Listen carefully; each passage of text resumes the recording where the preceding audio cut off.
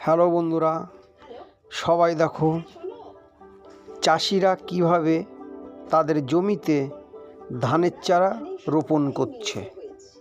কিভাবে তারা ধানের চারা রোপণ করে দেখুন, কত সুন্দরভাবে একে একে ধানের চারা রোপণ করছে। চাষিরা এভাবে ট্র্যাক্টর দিয়ে কিভাবে তাদের নিজেদের জমি চাষ করছে, এভাবেই ট্র্যাক্টর দিয়ে চাষ করে চাষিরা তাদের জমি কাদা তৈরি করে। মসৃণভাবে কাদা তৈরি হয়ে যাওয়ার পরে সমান করে সেটাতে একে একে ধানের চারা রোপণ করে। কত সুন্দরভাবে তারা ধানের চারা রোপণ করছে